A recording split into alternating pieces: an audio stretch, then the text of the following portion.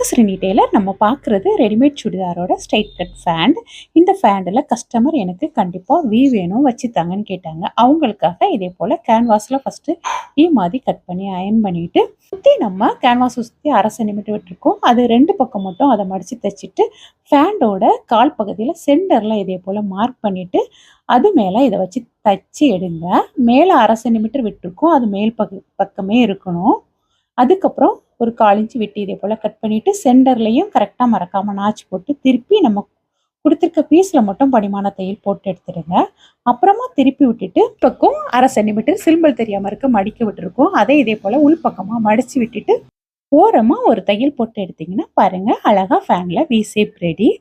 அடுத்து நம்ம பக்கத்துலேயே ஒரு அடிஷனலாக திருப்பி ஒரு தையல் போட்டுக்கலாம், இல்லாட்டி கெம்மிங் கூட பண்ணிக்கலாம். உங்களுக்கும் இதே போல் வி ஷேப் ஃபேண்டில் வைக்கணும்னா பழைய ஃபேண்டில் ஃபஸ்ட்டு ட்ரை பண்ணி பார்த்துட்டு அப்புறம் புது ஃபேண்டில் வைங்க. தேங்க்யூ.